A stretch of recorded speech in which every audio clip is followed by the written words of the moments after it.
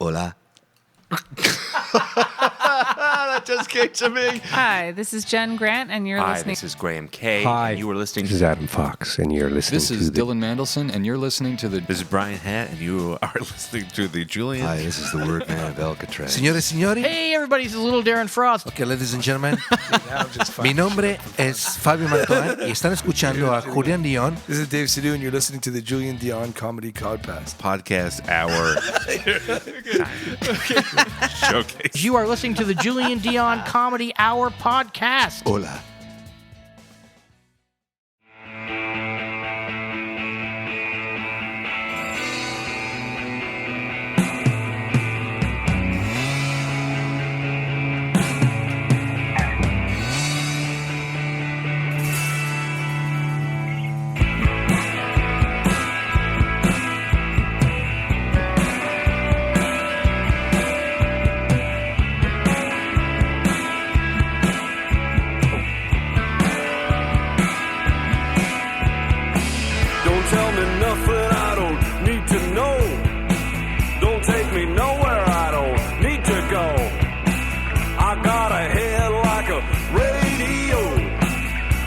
A beautiful waste of time. A waste of time. A beautiful waste of time. A waste of time. Oh shit. What is up, Waste of Timer? What's happening? Welcome to the 17th episode of the Julian Dion Comedy Hour podcast. That's right. Episode 17. Coming at you, of course, from Lemon Press Studios in the Distillery District, downtown Toronto. Hi. How you doing today? Thanks for listening, as always. I appreciate it. Thanks for all the feedback. Thanks for the love. Today's episode, great episode. My guest, Christina Walkinshaw. My friend and neighbor, Christina Walkinshaw, comedian and writer. Yeah, that one. Christina Walkinshaw is my guest. We have a fun chat. Oh, we go deep. And we talk about babysitting. A lot of babysitting. We talk about her LA days. We get into her controversy-filled life. And her success in writing and all that good jazz. We'll get into it in a little bit, but Christina Walkinshaw, at Walkinsauce, is my guest today. My guest today, Christina Walkinshaw, will be on shortly. I'm just seeing how many times I can loop that before it starts getting annoying, and it turned out the second time. I was like, oh yeah, that's already too many times. This bit is going nowhere. All right. Hey, you. Aw. Thanks for listening. Here you are again listening? Really, it's too much. You're too much. You're being too much. Tone it down. Don't tone it down. That's like when someone gives you a compliment and you're like, oh, stop. Don't stop. Stop. Don't stop. Waste of time. That's right. All right, here we are. Episode 17. We'll get into it. It's a long one. We also have a good segment of Are You Mariah or Yoko? Jen Grant. A legendary version of it. It's a good one. They go all out. It's a heated one. All right, I gotta figure out here what's... I said in a previous episode, a couple episodes, this has been a recurring theme where I've talked about when you start out comedy, how it can be embarrassing and brutal. It's one of the most humiliating art forms to start because unlike a musician where by the time they present their art form live in front of any people, they spent years, quite literally years practicing and honing, whereas a comedian, all you have to do is just get up there for the first time with no skill set or anything and just go and embarrass yourself in front of strangers and friends and family. And I've always said, that's tough. It's one of the tougher ones. Well, I've come across a tougher art form to start. I think the most difficult art form to throw yourself in is hip-hop, freestyling, freestyle hip-hop, hippity. It's the most embarrassing because, okay, a musician practices for years before he makes it public. A comedian just has to get on stage, but a hip-hop freestyler lays it down to their closest friends at close range, like usually directly into your ear canal when you're in a loud bar or party. They're talented, no doubt. Your talented hip-hop freestyle friend comes and he's got a couple drinks and he just starts laying down the rhymes.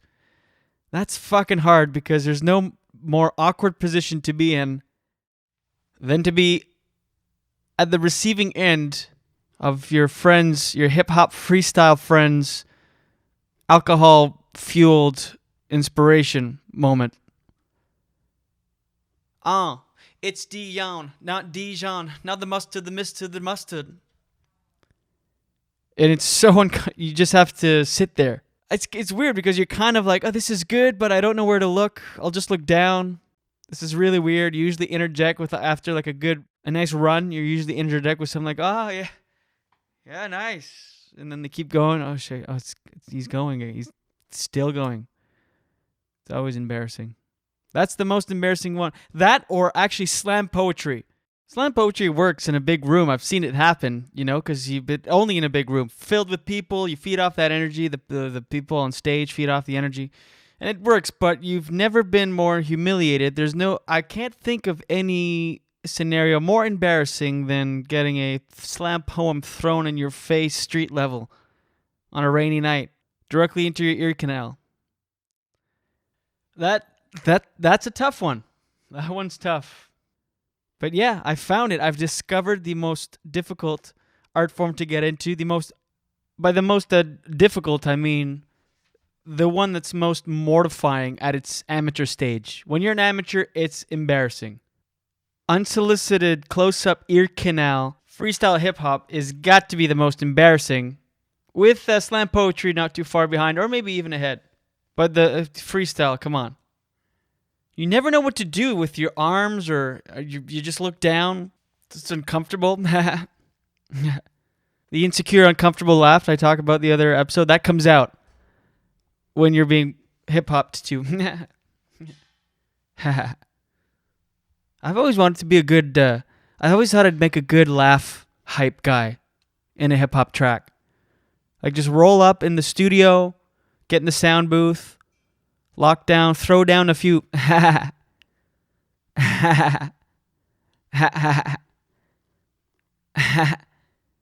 That's it. Leave. I'm done. All right. Enough of that. Let's get to my guest today, because it's a good, nice long chat. So let's get right to it. Enjoy my talk with Christina Walkinshaw. You and me belong, just like the flowers, laughing all day long. People, I need you loose. Sing a little song, then take a shower. Julian Dion Comedy Hour.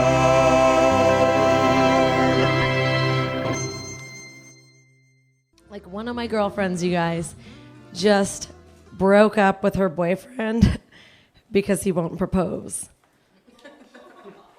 Guys, I think that's a little crazy. Like, I think you could keep dating a guy and see where it goes. Don't break up with him because he's not ready right now. But she has this whole elaborate explanation as to why she broke up with him. She was like, no, Christina, I am a house and I am for sale, okay? This guy has come and looked at the house week after week after week after week after week after week after week and chosen not to buy. Therefore, I need to start showing the house to other people.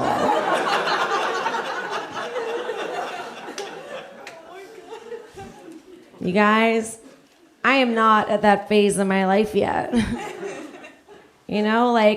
I'm still happy with renters. Okay, that of course was my guest who sits in front of me in Lemon Press Studios. A dear friend of mine, very successful. I struggle with words. This is a recurring theme on the podcast. If you listen, you'll Or maybe know. I'm just not successful enough to be able to pronounce it properly. That might be it. I'm successful. I'm She's almost successful and successful at both comedy and writing. Comedy-wise, she's had her own special on the Comedy Network called Comedy Now. I don't think I can say comedy more in this podcast so far. She's nominated 3 times for Canadian Comedy Award. She's done the Winnipeg Comedy Festival that airs on CBC. She's been to the prestigious Just for Laughs Comedy Festival. She's been on the cover of Now magazine here in Tirana. And writing-wise, her blog, My Week on Tinder, has seen wild success, which we'll get into in a little bit. And she's got a brand new blog called Resisting Marriage, which you can all find at walkinsauce.tumblr.com. Is that right? Yeah. All right, walkinsauce.tumblr. There's resistingmarriage. I'm an idiot with the internet. I don't know why I started a whole new site for my new it's blog. a whole different one? Okay. So walkinsauce.tumblr.com is Week on Tinder, and then resistingmarriage.tumblr.com is my post-Tinder life. There you go. Check that shit out. She's a great writer, great comedian, and great friend. Christina Walkinshaw sits here. Hey. Yay. Thanks for having me, Julian. This is so exciting. Thanks for doing this. How are you? I'm great. And I have to tell you, and I would tell everybody who's listening, that your office is so cool. Thank you. I'm really proud. Yeah, you have an office. I don't even have a dining room, and you're my neighbor. But you have a pretty sweet apartment. You have a fireplace, and you pay like $4 a month. I pay $4 a month in rent, and I do have a fireplace. You're right. I'm doing all right. So glad. And I have to say right now, you have the title of the person that's utilized this mirror behind me the most. Oh, no, I know. It's so bad that the mirror is right behind you because it's not even like I'm a vain person, but I'm definitely a self-conscious person. Right. So I'll constantly look at myself in the mirror, not because I like the way I look. I'm more like repulsed by the way I look, but I'm like, oh, I just need to make sure that I look like okay for me. I have 3 mirrors behind me for people listening, and actually go to @WalkinSauce on Instagram, and you can see the studio. She took a picture. There's 3 mirrors behind me, and I feel like I should have maybe covered them up. I know. Why don't I just stare at myself for the whole time? I'm going to be talking to you, but really I'm going to be thinking, I need to get my roots done. This is serious. That's what is going to happen. You're going to be talking to me while locked into your soul. You're looking into your own soul. What if I put my hat, or I should cover it? No, I'm going to be all right. I'm going to No, focus. it's fine. You're focused. Good. I'm very focused. I'm triple fisting.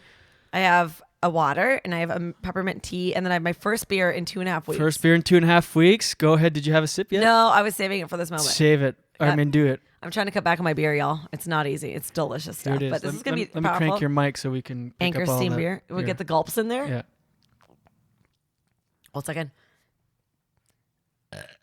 I was expecting. I'm going to expect a few burps from you throughout the interview. Alex Wood. That was a small one too. That was really nothing burp. for you. That was mini. Nothing. That's how much I have been having beer, and my burps have been minimalized. It was very dainty and non-walking saucy of you. That's true. Alex Wood came on and burps. He laid down like 6 or 7. Oh, did he really? Yeah. So I was waiting for you to come in, and then I'm going to burn that microphone, and then 'cause I don't foresee anyone else doing that.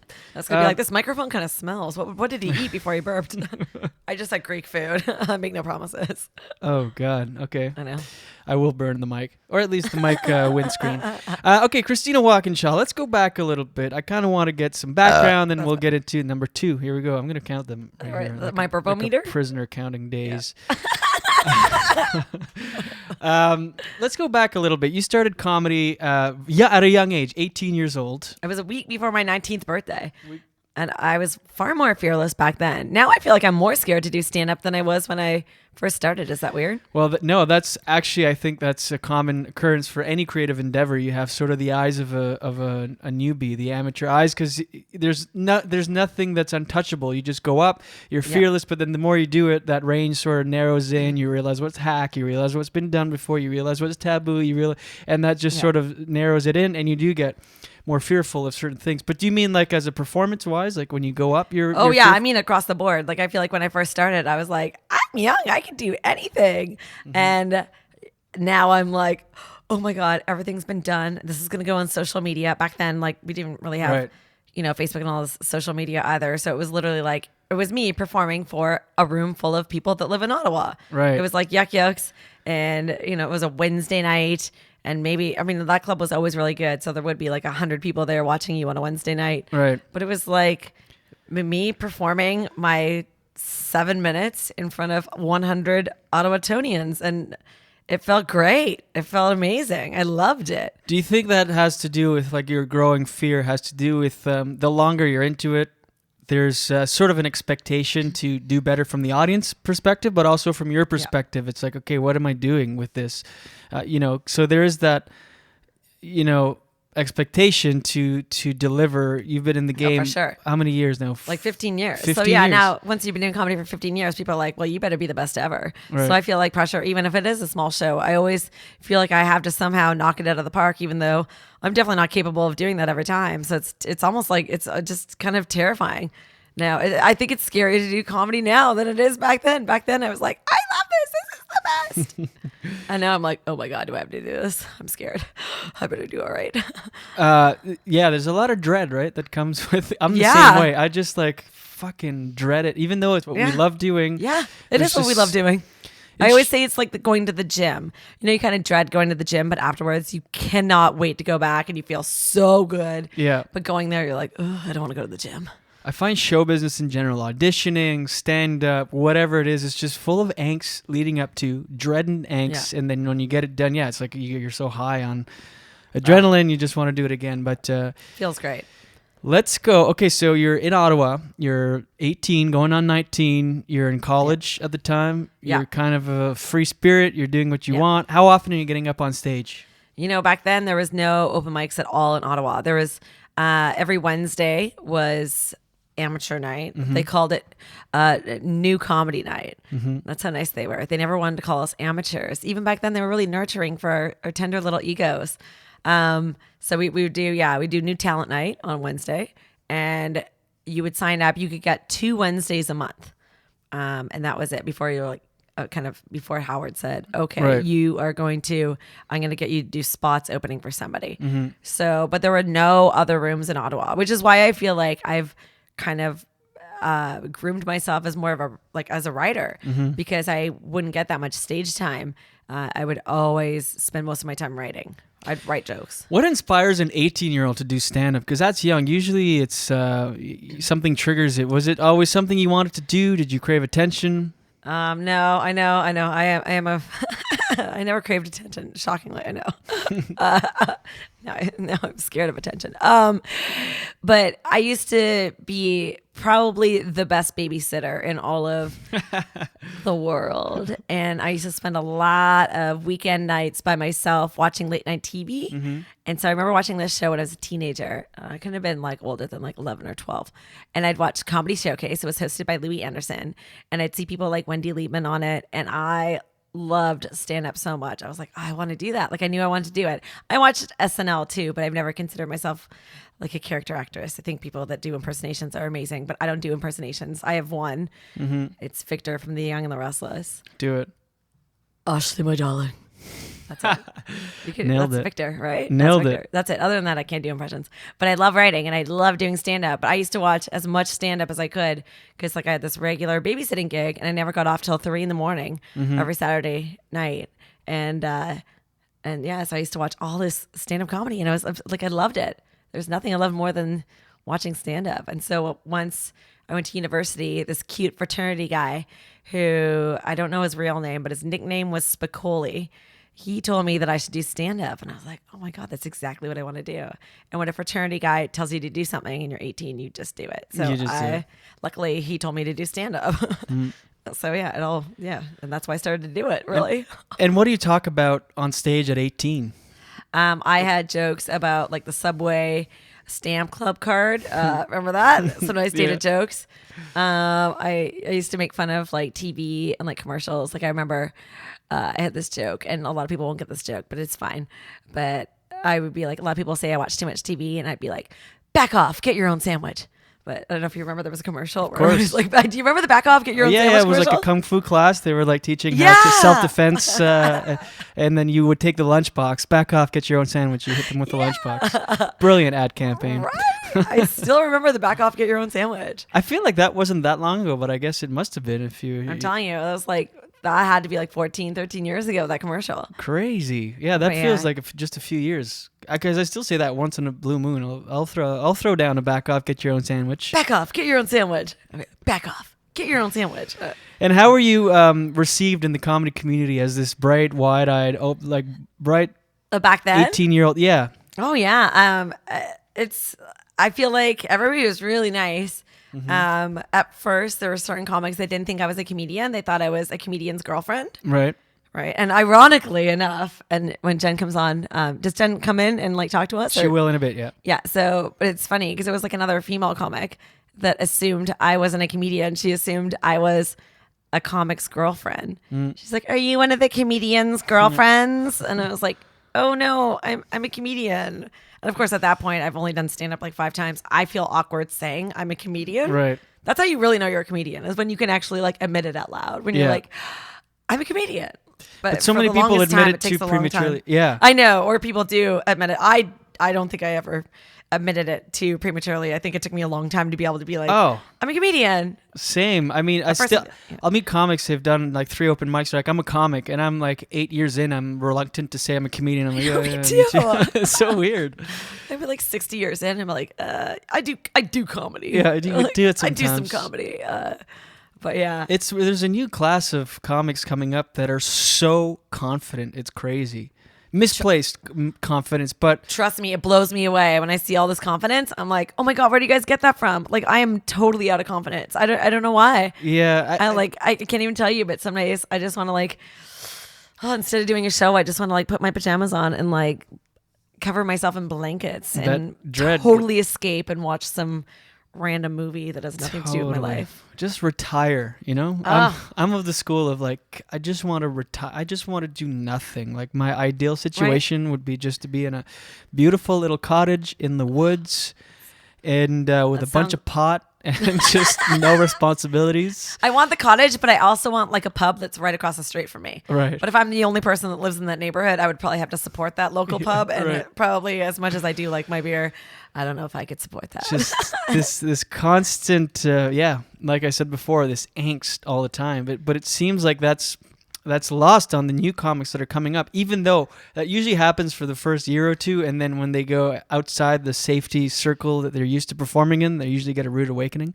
Right. Don't you feel like it's cooler to do comedy today than it might have been 20 years ago? Like 20 years ago, comedy might have been more for like, I want to say outcasts, but that's not what I mean. I mean like for people who feel like they don't fit in. Right. Do you know what I mean? Or like, Totally. you know, like, yeah, God, I don't want to say fat people, but like, you know, like fat people with different kind of lifestyles, or awkward people, you know, dorky people, people with different sexual orientations that maybe weren't as accepted 20 years ago. Like, you know, that's why I think there's always this kind of idea that every female comic has to be like fat or lesbian or Jewish, or like, you know, whereas somebody like me just wouldn't be a comedian maybe 30 years ago, right.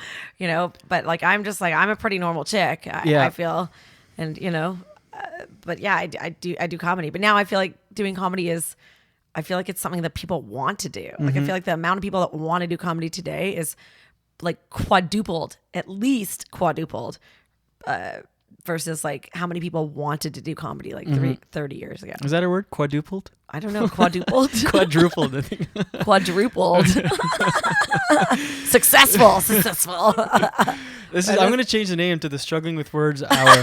Struggling with Words Hour. I do that all the time. Especially in the bios and intros, I start and I muck it all up. Fuck it up. Why did I censor myself? I went to say fuck it up and stopped and said muck it up. That was weird.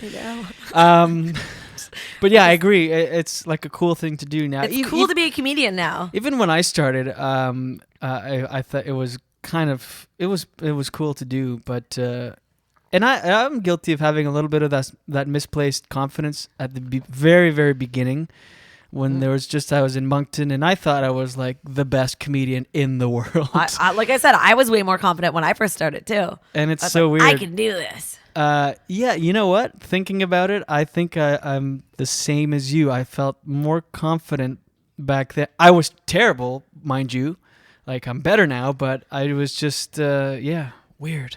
Yeah. Well, it's interesting because like Peter Anthony says the same thing about the SNL cast, about Saturday Night Live, but why it was so good like years ago. But it's because those people were all like, they were very eccentric. They were kind of weird. They were different. Right. And now everybody on SNL is like there's a lot of like good looking, cool people. You're cats right, yeah. on SNL, right? Yeah. And so it is, I still feel like the people that stick out on SNL today are like the more awkward, like different That characters, is so like the Edie true. Bryant and Kate McKinnon. Like I love them a lot, but Cecily Strong, who I think is obviously she's like totally talented, but she seems like she's like a normal kind of girl. Like I think like I don't know. Me and Brian Howe were watching SNL last night, and it's just like this one sketch we watched right off the top of the show. It felt so flat. We were like, oh. Which was it a recent episode? Yeah, the Chris Rock episode. Oh yeah. Which I loved Chris Rock's monologue too. That was the best part. I mean, for the rest of the show was somewhat forgettable. Yeah, but it really. That's what we wasn't. thought. It was like Chris Rock and Prince, but like all the sketches were like, no. Maybe like 2 good jokes on Weekend Update, which is my favorite part of the show. Yeah, I'm a big fan of the show. I like to watch it even when it's bad, but it was just boring. I'm like, I was waiting for something. But that monologue I talked about it a couple episodes back. Yeah. That's the definition of stand-up. It's like walking right to the edge. It's talking about social issues. It's talking about things that people are scared to mention. It's not crossing any line. He's rocking you right to the edge and taking. It was fucking beautifully done. I thought it was so brilliant. And yeah, Chris Rock's so brilliant like that. Like he will take, like he knew that the audience was all going to go, we don't want to talk about this. We don't want to listen to this. We don't want to talk about this topic. We don't want to talk about the Boston Marathon. That's awful. We can't laugh at that. But it's like he always finds humor out of these like really emotional moments of life, and he's so good at it. You're so just good, like, and he's so fearless, and that's the key to if you're going to talk about those sort of that subject matter, you have to do it with such conviction and be behind. You can't be like Boston Marathon. No, how do you guys feel? Like you have to be and he's so he's just shoving it down your throat, and you have to accept it. Amazing. The punchline really was so good. Just the end where he's like, can you imagine like 26 miles? 26 miles. Yeah. He's like, I'm not driving to pick up my friend who's 26 miles. Like, you're running 26 miles and you finished. And then somebody yells to you, run! Like, it was brilliant. I was like, it was brilliant. God. I actually put it up on facebook.com/JD Comedy Hour for people to see, because I did talk about it in my monologue 2 or 3 episodes ago. All right, so you're in Ottawa. You're babysitting the shit out of the city. By the way, I was a star babysitter too in my babysitter. I was actually a star babysitter in Vancouver. In Ottawa. Ottawa. Are you trained, or you're just from experience? Yeah, I did have my Red Cross babysitting certificate. Right. But I was basically just a very popular, 11, 12-year-old in the neighborhood where all the moms liked me and thought I was a good kid. And so I would get, you'd have to hire me, like you'd have to book me like 2 weeks in advance. And I feel like back then, because when I did it too, babysitters were younger than they are now. I don't think I'd trust my kids with like an 11 or 12-year-old. Yeah. I was like 11 or 12, and I was babysitting 4 kids. I was doing like up to 3 kids. And that sounded awful, by the way. I was doing up to 3 kids. And the oldest wasn't that much younger than I was. Like No, me only neither. like 2 or 3 years younger. But I mean, back at that age, it's a big difference. But looking back, I'm like, what kind of parents would go out on the town, leave an 11 or 12-year-old to watch their 4 kids? I know, right? We are becoming more of a paranoid and like anal retentive society. Like even I look about going to Carleton. I was 17 when I went to Carleton, and for our frosh week, we used to get drunk at Mont Cascade and go down water slides. And there's no way now in your first year of university that some school is endorsing drinking and water slides. Right, yeah. And that wasn't even that long ago, right? Yeah, that was like yeah. 1996, 97. And we were getting drunk and going down water slides. And we're like, that's how you start university. That sounds like so much fun right I now. know. It was a blast. I was like still a virgin. I never even drank in high school. Still a virgin. So I'm like coming into this thing where it's just like half naked people and everybody's drunk. And I'm like, wow, this is such a different world.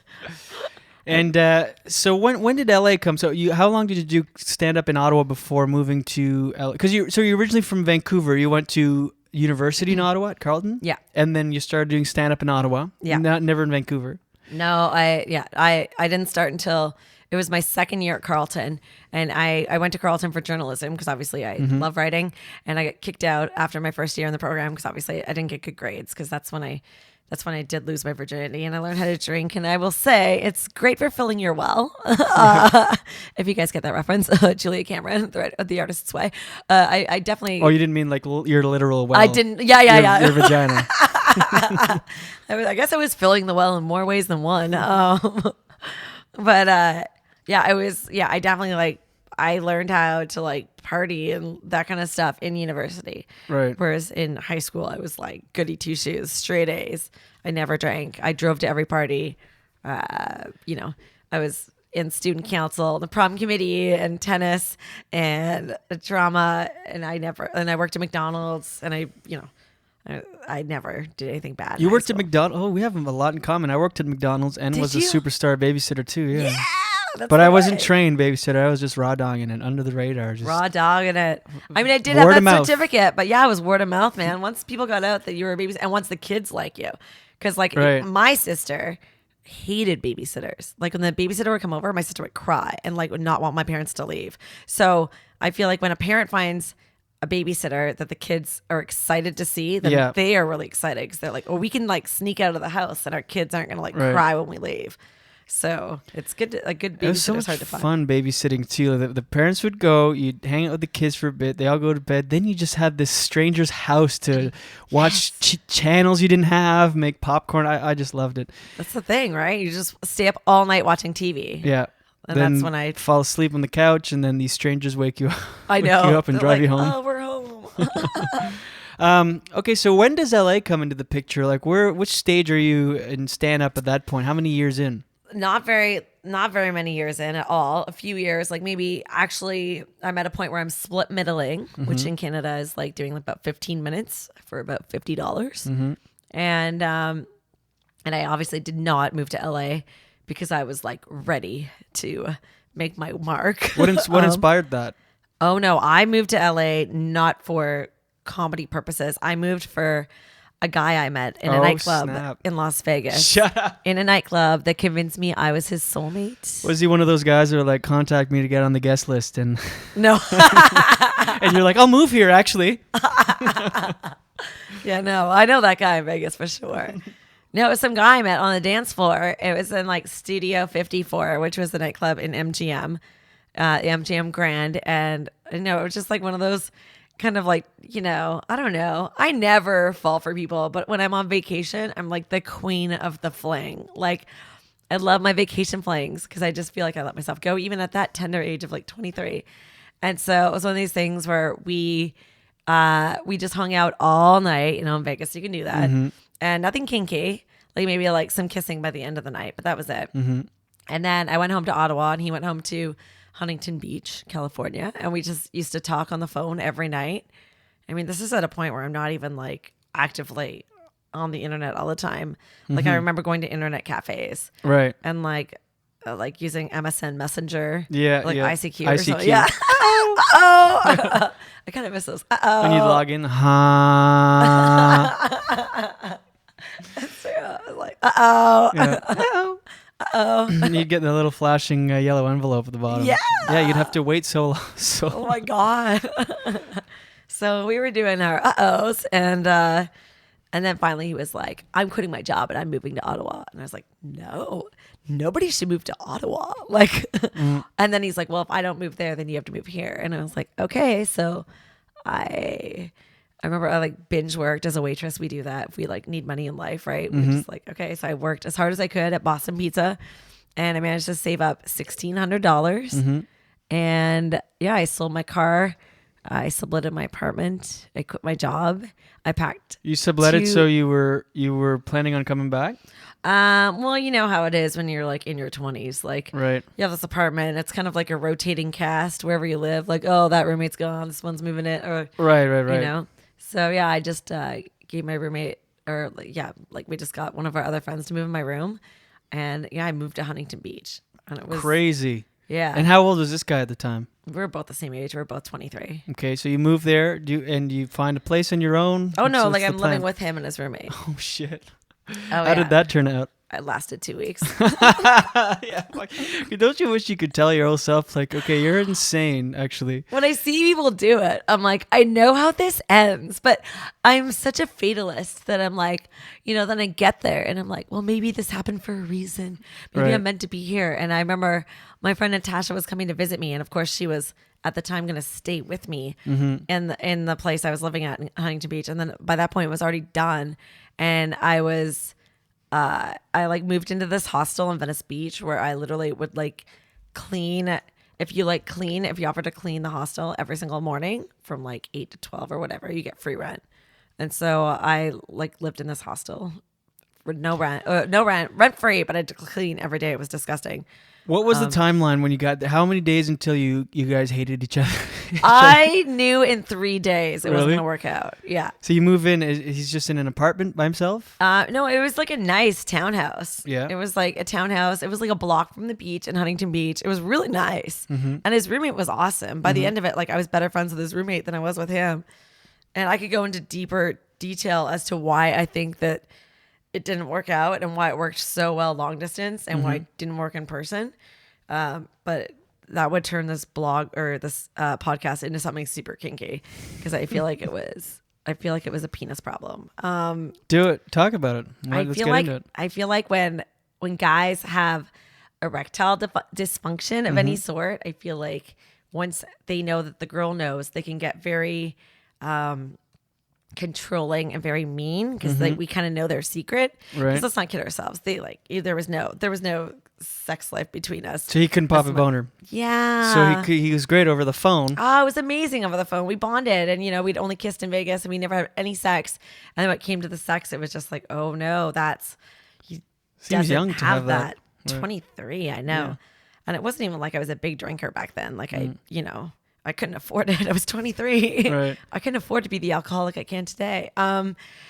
But yeah, it was so awkward. And then it was like, yeah, after a few days of like him not being able to do that, then I think he just got really hostile and really mean. And then I was like, oh my God, I have to get out of here. And then 2 weeks later, that's why I moved into the hostel. And then How much is that a night? That's what I'm saying. I got free rent in the hostel because I used to clean it. Oh yeah, sorry. So if you clean the hostel from like 8 to 12, and it was hard work. I'm talking like scrubbing every tub. And if you finished early, it was like Miss Hannigan and Annie, where they would find something else for you to do. Right. Be like, you're never done. You're never done work for this free rent. But yeah, I did that for like a long time until finally one of my friends was like, you're getting out. Actually, Sean Majumder was the first person to be like, you're getting out of that hostel. He's like, my roommate is never here. He's like, in half the time I'm spending in Canada working in Halifax anyways. So he's like, you can come and stay in our apartment. And then when I was staying with Sean, I managed to get a job and everything.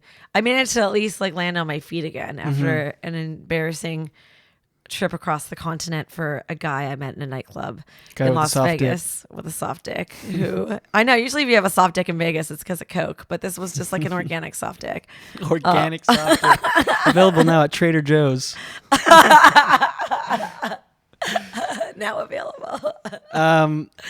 So how does comedy come into the mix? So are you performing at all, or you're just focused on getting back on your feet at this point? So of course the first thing I decide to do,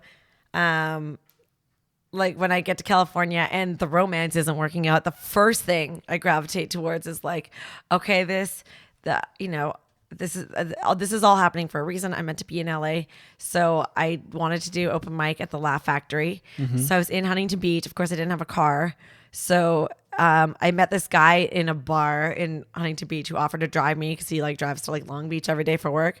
He's like, I can drop you off at like the Long Beach, the Metro line to like take basically their version of the subway into downtown LA. And then you'd have to take like another subway from there, then another bus. It took me 3 hours on public transit to get from Huntington Beach to Hollywood. For your first set in LA? For my first lineup, I had to line up. Oh yeah. It was a Tuesday. It was amateur night at the Laugh Factory, and I got there really early because that guy was like, "I can drop you off, but I leave at like 6 a.m." I'm like, "Okay, I'll do it." And then so I get to the Laugh Factory at like 9 in the morning, and I'm not gonna lie, there was already, because it's Hollywood, right? Everybody wants to become famous. There was already a lineup of comics. I was like the third in line, and I got there at 9 a.m. And then holy shit, at 5 p.m. The manager from the Laugh Factory would come out and they write your name on the list. And so, you get your spot. But I sat against that wall at the Laugh Factory for, about 8 hours. And I remember getting like vagina sunburn. And I remember all the comics were so confident and I was so scared. Yeah. I was like, oh my God, these people are obviously like way funnier than me because I'm just sitting here and I like I'm friendly. Like I'll talk to people, but I'm not like like with everything I say in life. I'm just not like that. I'm pretty normal off stage. So I was really terrified because of course I like to write and I like my jokes and my material, but I'm not like I don't just like fling material out in this conversation. I wait till I'm on stage and then I tell my jokes, right? But I'm not off stage like, oh, what's the deal with this? Like I'm not on all the time. I'm not that kind of comic. So I felt really intimidated and I was sure I was going to be the worst person on the show. And then of course, all those people that were so funny off stage got on stage and wow. Wow. Not good. It was not good. It was, wow, this is awkward. Yeah, that's so many comics or not so many comics, but that often happens when people are so on off stage. Because I'm like you, where I'm off stage, I'll meet somebody, I'll meet someone and get to know them a little bit, and by the time they find out I'm a comedian, I often get this: "You're the unfunniest comedian I've ever met." It's like, well, what do you expect me? I know. What do you expect me to be doing right now? I'm just a person. I'm just. I know. I get that all the time too. Yeah. like this guy Stu used to work at the pump in the annex. I don't know if you ever met him, but the bar doesn't exist anymore. But he used to be like, "You're the most unfunny comic I know." I'm like, can't I just live my life sometimes? Right. Like, do I have to be like with like everything I say? I can't. I'm a normal person.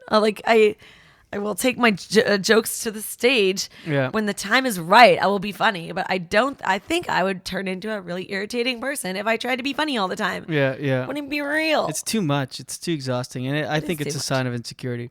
Unless some people are just like that on all the time. But I know, and that's what the thing, right? Is some of our civilian friends are so funny off stage, but they're not comedians, right? But they're like, oh no, I can never go on stage. I can never do what you do. And so then you get the reverse, right? Those people are really funny off stage, but they're like, oh, they're not going to go on stage. Yeah. They're just like normally fun. Like they're just funny. Yeah. Yeah. And how did that set go for you your first time? It was great. Yeah. You only had 3 minutes. Oh my God. 9 hours for 3 minutes. Yeah. I waited in lineup. I sat against the wall. Like I said, got a severe sunburn because I didn't know it was going to be like that. And then, for my 3 minutes. And then I got to talk to Jamie Masada after my set. And that's the powerful thing about doing that open mic in Hollywood, because Jamie will talk to you after your set. And Jamie Masada was really nice. He's complimentary, invited me back. I did the open mic a couple more times, and I got a showcase, and I showcased for him 2 times. Then he made me a regular at the Laugh Factory. Cool. Which, as far as the timeline goes in LA, I feel like I was pretty lucky. Yeah. With the Laugh Factory. And because you were there for 5 years, right? 4.5 years, 4.5 years. And who are the set, like, working in the Laugh Factory? I'm sure like some crazy big names came through when you were there. Who was like some people that you would have been on the same show as? Like Dane Cook, Lisa Lampanelli. Did you ever had to follow like a Dane Cook? Oh yeah. Well, I got a lot of I got to host there a lot, which was fun. But we were talking about Chris Rock. So when Chris Rock was hosting the Oscars, so he would pop into the Improv. And actually, I never followed Chris Rock. I remember he went on right after me once. But one time I had to follow Robin Williams. No way. At the Improv. And that was terrifying.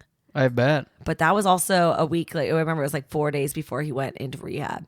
So it was like really weird. Like he was definitely in a weird place when we did that show together, which was so weird because of course I am in awe of him and he's like an idol.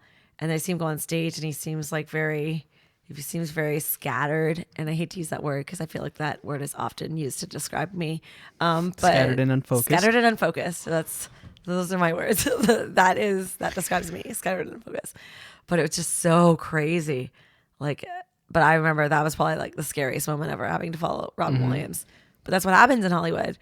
Yeah, it's like that's where those people live. And sometimes you have to follow Sarah Silverman. Sometimes you have to follow Norm Macdonald. Sometimes you have to follow Chris Rock. It's like that's their playground. And what's your take on that? Do you find it easier? Do you find that extremely hard? Do you find where do you sit on that? When I first started to do comedy, I actually having no idea of how comedy works. I always thought that it was the best to follow somebody who was funny, because then the crowd is like they're so ridiculously warmed up that they are just so happy. They're already laughing. They're going to keep laughing. Like I always thought that, like in Ottawa, right? I was like, I want to follow the funny people because they're just going to get the crowd into a frenzy. And then the longer you do comedy, you realize, oh no, a lot of people prefer to follow stinkers. They want to follow somebody who bombs. Right. They're like, oh, that person will be easy to follow. But I don't really think that following a bad comedian is easy, because I feel like you have to warm the crowd back up, or you have to like bring them back to a point where they actually think that this show is worthwhile. I feel like if you properly book a comedy show, everybody on the show should be good. Right. Like, I don't think there should be bad people. But of course, on an open mic, it's all over the place, right? You don't know. Some people are good, some people are bad, right? They addressed that in Seinfeld, where Banya has to totally always follow Jerry, and Jerry's he's always killing after Jerry.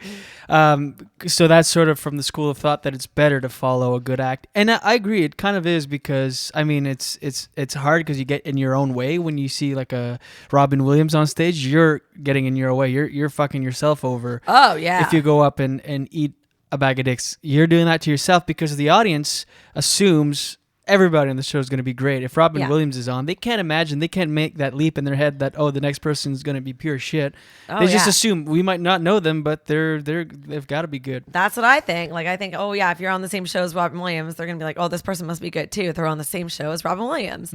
Of course, I'm in my head because I'm like, oh my God, I would be let down if I like saw Robin Williams and then I just see like this girl who's I'm the same way as you. If Robin Williams is on stage, what's going through my head is after he's off, I'm going to the bathroom. They're gonna hate me. Like, that's what I'd be thinking the whole time. Like, how are they gonna to adjust? But it ended up being a great show. Yeah, I had a really good set, and I was like, oh, so you really, it'll surprise you how much the audiences really trust the show.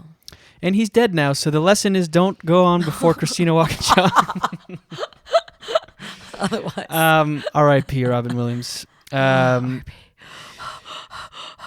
if he started bawling right now? Oh my God. And so that was sort of your home club, the Laugh Factory?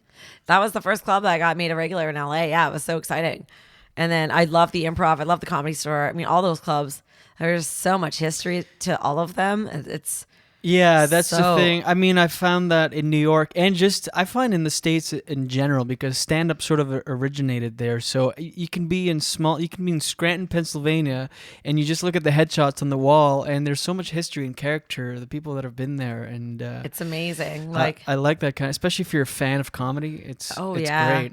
It's so exciting. And sorry, go ahead. Oh, I was just gonna say it, and to even have like conversations with such random people, like I would hang out at the Improv a lot, because the Improv has that social vibe, kind of like the Comedy Bar, where afterwards everybody will just hang out at the bar, you know, and people aren't in a rush to just leave after their set. It's like, oh, people are gonna hang out there for a while.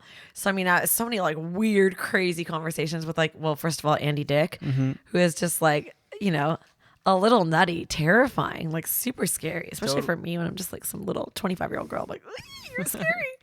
But it's so funny. Like, where else am I going to have that weird encounter with Andy Dick? Yeah. Or, you know, like, where else are you going to meet Brian Dunkelman? Do you know who Brian Dunkelman is? I have no idea who Brian Dunkelman is. In the first season of American Idol, Ryan Seacrest had a sidekick. So Brian was a comedian. And he was like, fuck that show, whatever, and he sort of left. I don't think it was his choice, sadly. I think it was. I read an interview. Well, it wasn't? I mean, I you would don't know better if... well, yeah, I was definitely like buddies with him. I hung out with him a couple times. Oh, and it wasn't his choice. You know what? You know me. I'm the queen of like being pleasant. I would never ask anybody any hard-hitting questions. Right. But I thought maybe he got canned after the first year. They said, we're just going to go with Ryan Seacrest. I'd read maybe it was his choice. I'd read somewhere where he was like looking down on the whole format of the show, and he's like, it's not going to work. I'm better than this. And that's what I read somewhere or heard. I can't remember where, but he was sort of like, fuck this place. And then now look at Ryan Seacrest, you know, like. I know. And now look at Brian Dunkelman. Once in a while, he comes up in an episode of The Family Guy. Oh, does he? Oh, yeah, right. As a punchline. Right. Awkward. So the message here is sell out, everybody, if you can. Sell out if you can. Why not? Fuck it. So paint a little bit of a picture of how your life is in LA. So you're serving restaurants. How many times a week are you getting up doing shows? You know, there's probably like 87,000 open mics in LA. You can get up every night, lots of times. You would have to drive a lot. Not like New York, where you guys can like bounce around. I mean, when you were in New York, you just like, you could bounce around to like 6 shows a night, but you don't have to drive all over the place like in LA, right? So do like lots of open mics. And you hosted a karaoke night, right? Yeah. I hosted some karaoke, which is always really fun. Mm-hmm. And it was fun to host karaoke in LA because I'm a bad singer.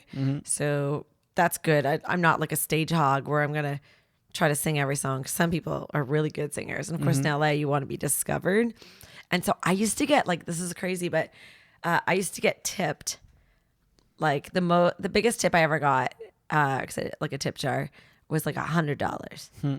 Because somebody would be like, hey, that guy works at Universal over there. I really need to sing next before he leaves. Here's $100. Can I sing? Because people will honestly believe, obviously, yeah, if you tip me $100, obviously I'm going to put you on next. Because I would have like a long queue, like a long line of singers that want to sing. You know, it could take you like at least an hour to sing. And so they'd be like, if I give you $100, can I sing right now? And then I would be like, of course. And then, they go on to like do, Broken Wings by Martina McBride, which is actually one of my favorites. I don't know. There's some Cashing on that desperation. Oh, yeah. I mean, and then obviously I'd have to hear like Don't Stop Believing like 87 times a night. But yeah, I mean, people were passionate karaoke singers because they always thought the karaoke somehow was going to like lead to them being discovered. Yeah. Right. Well, you see that almost at every karaoke night. There's one or two people that are like that. But I imagine in Hollywood, it's just everyone thinks they're going to get discovered. Like when you see people at karaoke night and they're drinking tea. Right. It's right. like, okay. And they're alone and they have a notebook. Yes. Yes. And you're like, that's not really what karaoke is supposed to be about. It's supposed to be being like silly and just drinking and singing. But these people were like, it was like American Idol auditions, karaoke in LA. And obviously I would do like Technotronic Pump Up the Jam or like whatever I could get away with and not totally butcher. Pump Up the Jam karaoke. That's great. I used to open with it all the time. Pump up the jam, pump it up while your feet are thumping. Anyways. That's hysterical. Okay, so you were there 4.5 years, and tell the listeners a little bit about what happened. How you had to come back to Canada. You were busted at the border because you were this whole time you were there under the radar. Yes, you're illegal. Yes, yeah. That's the thing. Is like obviously, obviously you need your papers, and I would say that to everybody is to be careful and to like never lie at the border. Obviously, because the second you lie, you're in deep doo-doo, right? Yeah. You have to just be honest. And and the guy was like, obviously I got red flagged and I got sent back, and he's like, you need better proof that you live in Canada, and you also need to get your papers, right? And that's true. And now when I got what did they ask you? Just like, because what did they pin you on? they went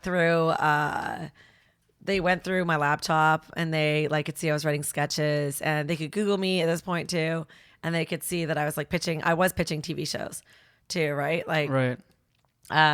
And obviously, sadly, the show never sold, but because that would have been that's the tricky part, right?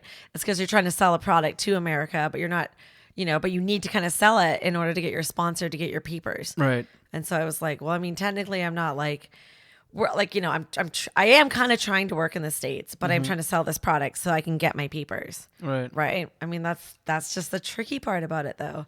But it's not, I don't think it's illegal to go down and pitch and to audition in the States. No, yeah. That's totally legal. But yeah, you just, you got to get the papers. You got to get the papers. And he's like, you have to get your papers. And luckily you weren't banned or anything. You were just super lucky. Super lucky. So you just super lucky. And that was sort of a wake up call for you. Because where are you stand up wise at this point, career wise? Are you still just, for lack of a better word, not a hobbyist? Because that's sort of it's a little too light. But well, I mean, I like, definitely. Where are you with stand-up at this point? Are you accumulating time? Do you have like a half hour? Do you have 45 minutes? Are you aiming to get credits? Or are you sort of like, because this can happen too if you go down under the radar in the States, you kind of fall into a limbo between both countries because you're not getting anything in Canada. You're not getting anything in the States because you don't have the papers to capitalize on those opportunities. Totally. So you're just in limbo. You're just doing stand-up as much as you can. You get up when you can, but something's got to give where you either have to commit to coming home and working on getting accomplishments. Well, trust me, if there's one thing I learned from that whole experience is that, and this is I think good advice I could give to somebody who thinks, because I know there are always going to be younger comics that are going to go to LA too soon, and they're going to go to LA without their papers. I know it's going to happen. It's like the dreamers mentality. It's the wannabe kind of thing. Well, I'll tell you a couple things.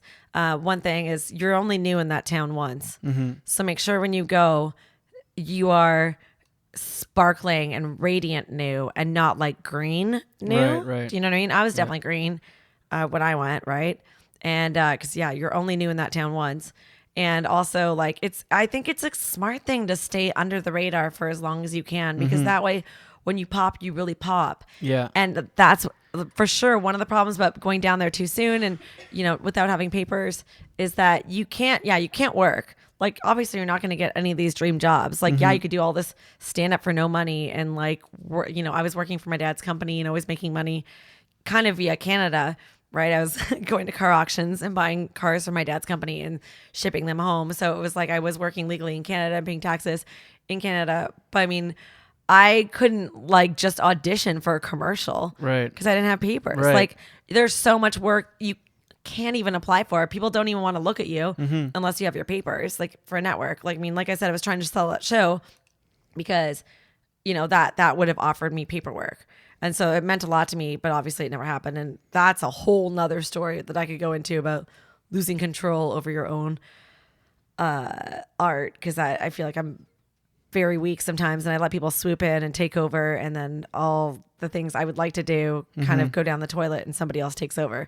And it's all their calls. But you're so useless down there. You really can't do anything. You can't audition for commercials or TV shows or movies.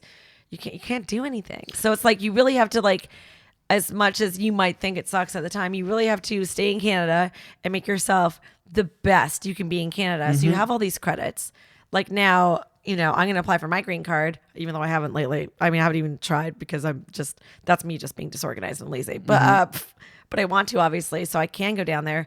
But you need to establish yourself as a comedian that's basically hit the ceiling in Canada. Right. Before you can get your papers to go to the States. Totally. Because I was in the same boat in New York. There's a saying for show business is you can always be too early for something, but you can never be too late. That's so true. You can't possibly go to LA too late in your career. You'll only be better with time. So it's so true.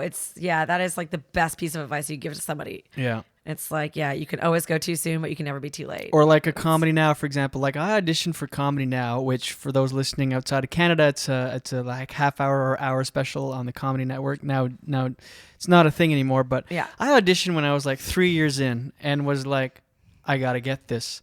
Yeah. And thinking back, imagine for some weird reason I would have gotten that. I would be mortified with what's out there. Me now. too. I think the same thing. Like I remember being in LA and I remember going to an open mic at a hostel and taping myself because Tracy McDonald was like, oh no, you should get a Comedy Now. But you like, and I remember taping like, and I can only imagine what Millen must have thought when he got this like tape from this like girl that's in LA doing a show in front of a bunch of kids at a hostel.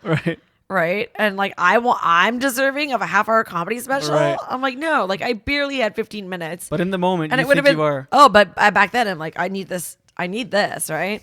That's the thing is like, you're wasting so much time in LA and you can't even work. Right. And then you're missing out on all this work in Canada. And it's but you can't get it too late. I mean, you got your Comedy Now like 11, 12 years in, and like you're and I felt so good about my Comedy Now. Like imagine you would have gotten it 4 or 5 years in. Like what a disaster! Oh, it would have been so hideous. And I hear that from comics who did get them too early. Yeah, and they're like, oh my god, I'm so embarrassed. Yeah. Like, yeah, it is good to take your time and really know, but that's just the ironic part about it is that like back then it's just the confidence sometimes comes before the material. Yeah, it's crazy. Let's take a short break. Okay. We'll get Jen Grant here. We'll do a segment and because I want to touch, and so we sort of touched and expanded on the LA days, and then we'll get into a little more of your writing and your blog and your Toronto life, I guess. Sure, life. So let's take a short break. We'll be right back with Christina Walkinshaw. Yeah. This episode of the Julian Dion Comedy Hour podcast, once again, brought to you, the listener, by Echo One Photography.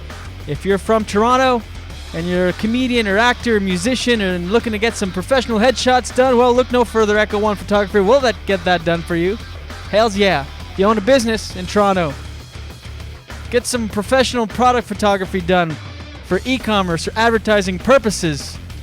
Yeah, they'll do it all. Echo One Photography. Just email Eugene, EUGENE, at echo1photography.com and enter JDCH in the subject line for discounts and offers applicable to you, the listener. Oh, God, thank you so much. Okay, and we are back, and Jen Grant joins us, and we're going to do now another segment of Are You Mariah or Yoko? And now, Julian Dion presents Are You Mariah or Yoko? Where we find out from each of your celebrity guests, is it vocal range or vocal strain?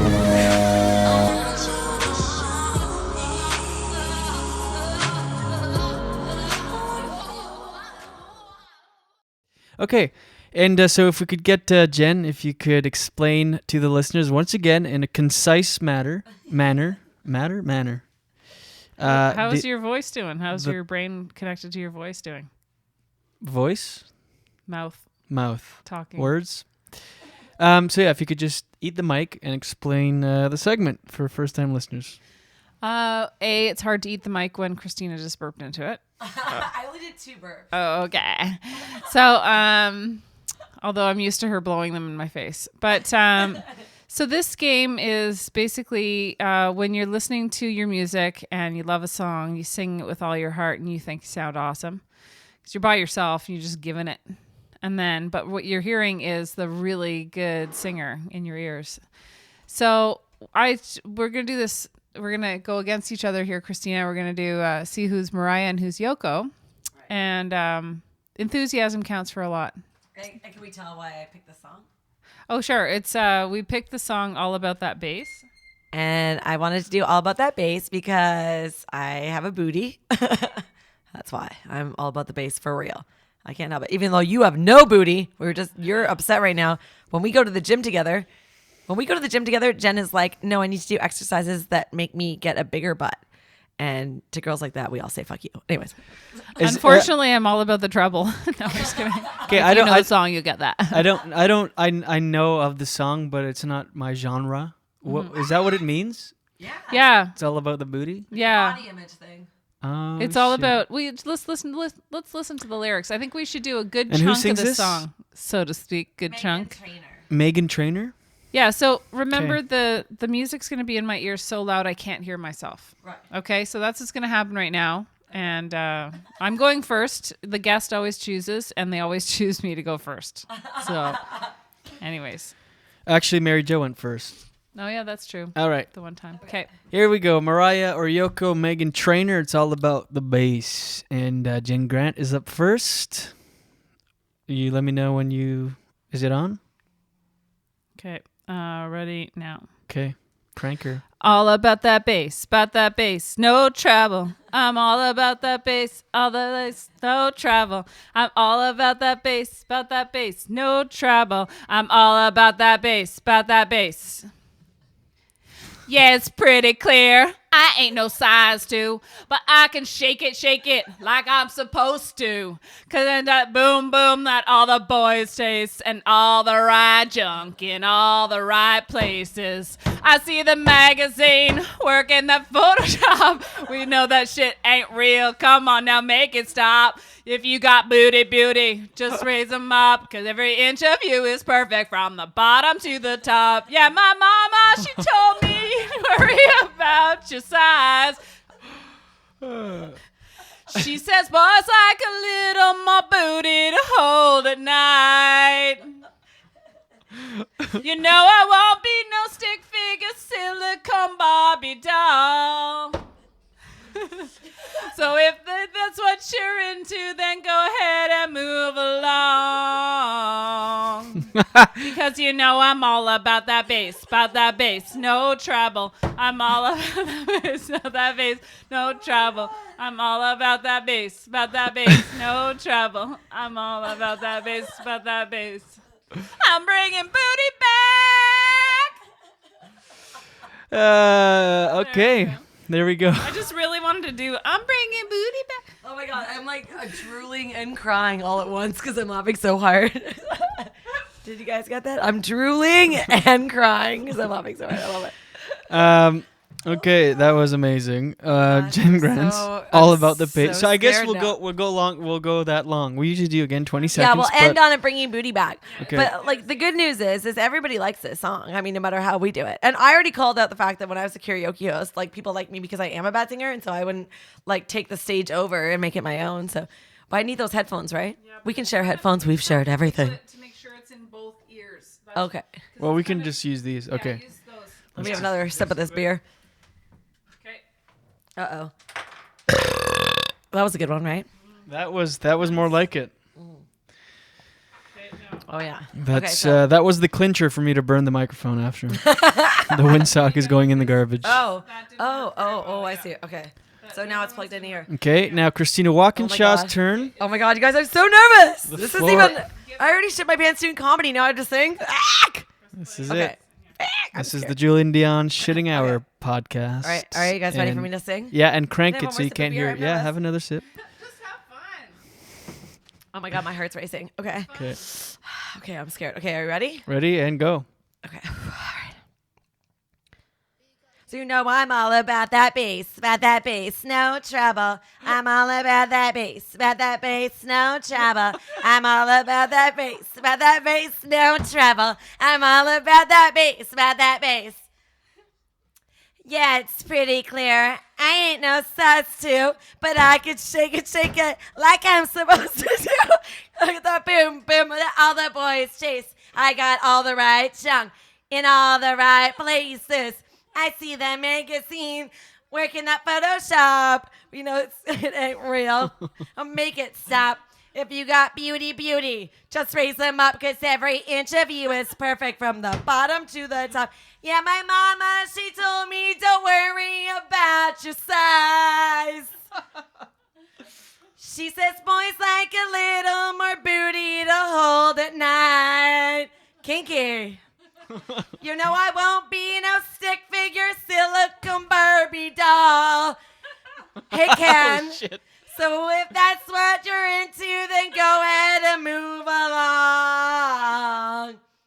Because you know I'm all about that bass, no trouble. I'm all about that bass, no trouble. I'm all about that bass, no trouble. I'm all about that bass, I'm bringing booty back. Oh my god, I will never listen to that ever. Oh my god. What do you want with the headphones? Guys, I would be way too scared to ever listen to that. I started choking up in the beginning. I didn't even get Oh half my those lyrics. god, spiking those levels. The volume was almost all the way down.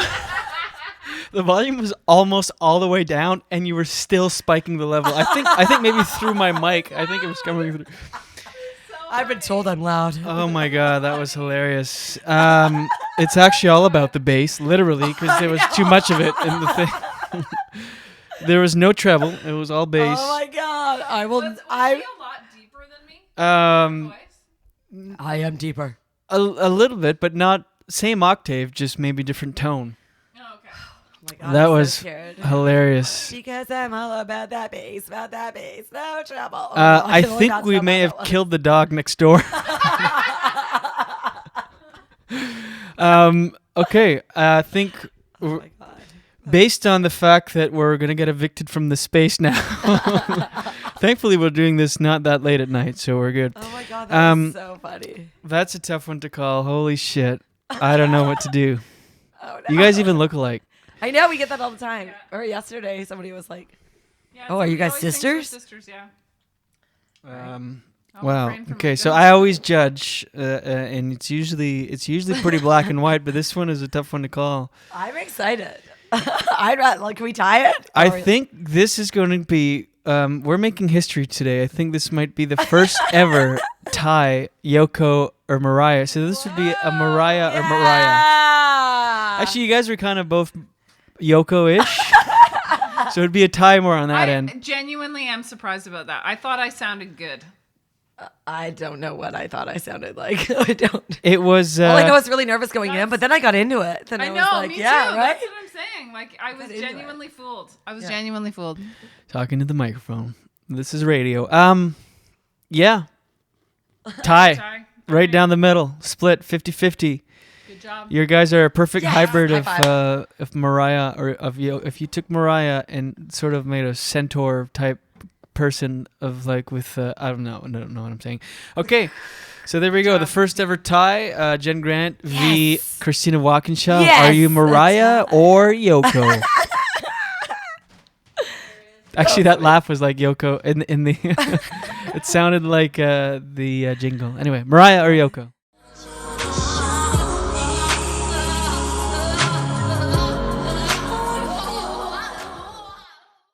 Okay, and we are back with my guest, Christina Walkinshaw. What? Why aren't you calling me Megan Trainor? I don't Who just understand. killed What it. did I do? Well, that was I killed the amazing. song. That was hilarious. It's like, how do we go from that to? It's like when you do really good crowd work, doing stand up, and then you have to go back in your material. It's like, ugh, how would That's you? exactly. I know. How do we get back into interview after that?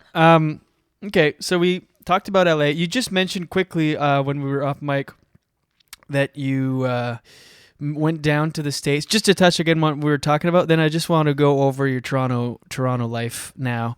You said that you told the border you were busted before, and they were like, "Oh, we know." Oh, yeah. Is that a story associated with that? But one time, here's the thing: you always have to be honest at the border. Like no lies at the border. If I can give Canadian artists any piece of advice, and so I was getting nervous going back through the States for like vacations. Obviously, I never ever worked there. Like I never even try to work. I'm like, no, I'm going on vacation. And yeah, there was one time where I was in Windsor, and this woman was like, "Have either one of you guys ever been denied entry to the United States before?" And I go, "Yeah, it was a good bust." And she burst out laughing. But I was like, I wasn't trying to be funny. She's like, "You shouldn't be trying to be." I was like, "Oh, I'm not trying to be funny. I'm being honest." Right. like, and she's like, "Oh, okay." Did she like resist the laugh? Like she laughed and then like composed she herself laughed right away? so hard, and then was like, "Yikes!" Then she felt awkward, but That's funny. They know everything. Don't think they don't know you guys. Oh, they know. They do their research. And so now you're back in Toronto. You've been here for what, 6 years? Yeah, I've been here since 2007, so like 7 years now. 7 years, and you love Toronto. I do love Toronto. And you're doing really well for yourself. And recently, so let's try to. I mean, this in itself, what we're about to touch on, could be a whole podcast. Yeah.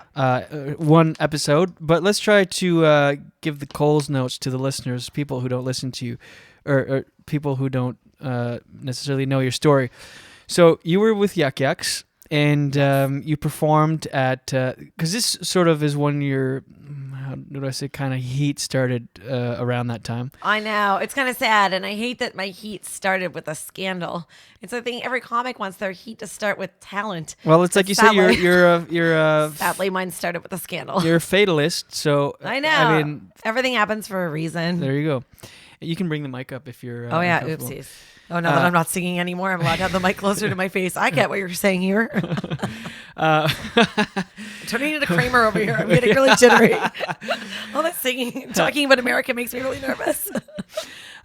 So, okay, you were at Yuck Yucks Niagara, which is a casino. Yes. It's a casino club, which means they let most patrons of the casino go in for free, and it's a good contract for Yuck Yucks because it's always full. It's got a lot of shows. They always fill the. It's not always full. Not always full. They pay their bills on time. That's basically was what it. I was told by right the big boss. He's like, that club pays their bills on time. And the thing, it's walking on eggshells with these guys. They would never want to lose that contract because of that reason. Yeah. And so we usually get a gig sheet when you get work through Yuck Yucks, and it's one page, and it's a couple notes, like about your accommodations or whatever. It's really black and white and straightforward. But the Yuck Yucks Niagara, they kept adding notes and notes, and it's literally like a 3-page contract to go perform there, and you need to sign in. And one of the clauses in the contract is that, and it's still a thing, if you're heckled, you cannot in by no way address the heckler because I have the memo saved too, and I actually put like a little snippet from that memo in my XO Jane article. But yeah, Okay. it's like you're not only are you not supposed to like talk back to like hecklers, they don't want you like engaging the staff in your act. Mm-hmm. They don't want you mentioning the casino. Like there's a whole bunch of weird things. So many rules, and it's all to make the customers, the audience members, feel comfortable, cushiony. They don't want to offend anyone or give anyone a bad taste in their mouth because they're spending money at the fucking casino. Yeah, because unlike most bars in the world, they don't want to kick out drunk people because drunk people will gamble more. Yeah. And I remember Mark telling me this. He goes, honestly, our comedy club is 0.00001% of the casino's revenue. Mm-hmm. Obviously, because I think we all know how many times we've actually won at Casino Niagara. But the casino itself is probably like 13% of Yuck Yuck's revenue. Probably I not know. that. I know. Ironically, the casino is all of Yuck Yuck's revenue. Right. So, and yeah, like most bars, they'd kick someone out, but at Casino Niagara, they absolutely do not. And it's one of the few comedy clubs in the world where the audience is first, the performer is last. Yeah. It's like audience, staff, any pets that are left in the car, and then comics. It's like you're at the bottom, and you're just. I've seen glassware get treated better than comedians at Casino Niagara. Right. Yeah, like they won't grab Why do they hate us? But once upon a time, I loved going to that room. Yeah, like remember when Hoagie ran it? Yeah, and totally. He was like so great. He loved the comics. You know, he'd comp whoever he wanted into the room. It was really, he was great. Why they ever got rid of Hoagie, I don't know. I don't even know where Hoagie is anymore. But if you're out there, you're amazing. You knew how to run a comedy club. Yeah, he was great. And class act, dude. And then I don't even know what happened. I mean, then I had my experience. You know, I'll be totally honest. You know me. I'm not the most vocal of people, and I'm not easy to offend either. I don't care if you're like. I'm very like, you know, I've read that book, The Four Agreements. I don't take things personally. I always do my best. I'm not like I don't blame myself when something like that happens. Like if a whole bunch of guys want to show us your tits, show us your bush. I'm like, I actually think that those guys are having fun. Right. It wasn't like they were like having a bad time and they're like, you suck, get off the stage. It was like they thought they were adding to the show. And I didn't even understand how poorly I was getting treated, or I didn't understand how bad it really was until I got off stage. And Darren Frost came up to me and he was like, Christina, I was telling the manager to go up to that table and to get them to stop. And then she wouldn't do it. Like she just refused to, but she's also like this scared older woman who was just like scared to do anything. So let's go specific because you're kind of going through it, but let's just tell people who might not know. So you're on stage, you're doing your show, you're middling. Yes. I'm middling. Middling. Darren Frost is headlining. He's backstage. The green actually, room is... Darren was hosting and Rob P was the headliner. Okay, and cool. I can't picture Darren Frost as honestly a host for some reason. No. They start yelling, heckling, show us your tits. Show us your tits. But they're like banging their fists on the table too. They're pretty hammered. They're chanting, so show us your tits. Show us your tits. Show us your tits. Because like at the time, like some of my jokes, I have a lot of like self-deprecating jokes about having small boobs. And so then they like went into a rant of like, show us your tits, show us your tits. I'm like, aren't you listening? Like, I don't have any tits. Anyways, and then later in the act, I do have a lot of jokes about waxing, right? All these jokes about, you know, getting bikini waxes and stuff. And I guess they that gave them a new visual. So then they were like, show us your bush, show us your bush. I don't even know how you say that, like over and over again without slurring your words. Right. That's show a tongue bush, twister. show us your bush, show us your bush. But they were like going for it and like pounding their fists. You have to be on the drunk table. to do it. Right? Yeah. Just like going for it. And I was like, oh my God. I'm like, aren't you guys listening to like the jokes? I was like, technically I got the wax. Like it's anyways. But it was like, again, you're not supposed to talk back to the hecklers. So I'm like, I can't be like, shut the fuck up, get out of here. I have to be like, somehow just say something back to them that's almost like polite, which is not usually the case in a stand-up room. You can be like, shut the fuck up. Show me your bush. I bet you have fucking 87 times more pubic hair than I do. And I bet you, I can see from here, like your boobs are bigger than mine. And if you really want to see some tits, fucking go to the buffet upstairs because the guys there have them everywhere. Like, and the girls have tits stand on their knees. Like you have a field day upstairs while you're here, right? But, you know, you don't really have the option of being creative up there. You have to be like, you have to just get through your set, you know, and respect the honor, I guess, of the memo. Yeah. Just do it. Yeah, it's bullshit. And especially because like Yuck Yucks is like, you know, there's barely any gigs left across Canada. Like half the clubs are down to like 2-show weekends. And Niagara is one of the few 4-show weekends. One Thursday, one Friday, 2 Saturday. So it's like, you know, you get that. And so many comics get banned from that club. Yeah, like because good it's comics. such the rules are like Scott Falconbridge. Who got would ban Heidi Voss? Like, Right. she's brilliant. She's amazing, and Scott is amazing. Like, Yeah. all these really nice comics getting and banned. tame and nice, yeah. It's just And you're like- the most minute slip up, and so that's why you're on edge. That's why you don't even take the chance when you're on stage and address a heckler, because you hear of like of Heidi Foss who's been banned, and Yeah. you're like, shit. I'm And like, it's- I'm and not it's taking work. any chances. And Like, it's- I'm just right. gonna get through my work because I want more work. 'Cause And so that's you what get off comedian is. stage, the show is finished, and then the manager addresses you. She goes up to Yeah, you. she comes up to me, and then I say, just so you know, then because I don't know why they blame me for the unruly crowd. Obviously, I did not bring those guys to the show, Right. But they were like, I just said, but in one of like the emails like later, they were like, oh, Chris, we're not having Christina back here because of that night with Darren Frost and her and the unruly crowd. Well, So- like, I didn't bring the crowd, but I did stand up for myself that night, and I just said, just so you know, the next time. Especially once Darren had told me that he was going up to the manager, and she refused to do anything. She just like stood at the back. She's like, nope. She's like, I'm not doing anything, because she didn't want to kick out the guys or whatever. And so she's like, so I just say, oh, just so you know, the next time a group of men are shouting, show us your tits, show us your bush to a comedian on stage, you might want to tell that table to shut up. And because I'm so tragic at standing up for myself, I burst out crying after I told that woman that, because it was so hard for me to say that to her. She's already intimidating as fuck, and they're so mean, and they don't care about comics, and I don't want to lose my job. So I burst out crying, and then she goes, oh, and she was like, oh, sorry, I thought you liked it. And I Oh was my just God. like, obviously I didn't like it. Nobody would like that. And this was on the Thursday show, right? It's on the Thursday. Thursday, so you do Friday, you So do then, Saturday. yeah. Well, so then Darren had emailed Mark and Jess was really nice, and she had this rapport with the managers that were there on the Friday and the Saturday night, but not the Thursday woman. And they're just trying to like say what happened and say the problem. And then I actually saved the email, and it says, like, this is from the manager at Casino Niagara. It was like, oh, well, we're new to running a comedy club, because this is like post Hoagie. And they're like, we're still trying to figure out what comedians like and what they don't like. I'm like, well, I think that, like, not comedians, but I'd say people in general. I'm sure if you went up to a blackjack dealer in your casino and was like, show us your bush, like, I'm sure that blackjack dealer wouldn't like it either. I'm sure the woman who, you know, makes desserts at your buffet, I'm sure the woman who works at the Hard Rock Cafe, I don't think anybody likes that. But if you did that to a blackjack dealer, you would be thrown out. You know what? I thought that too. However, I got so many messages, like on Facebook, from people who used to work for Casino Niagara, and they said no.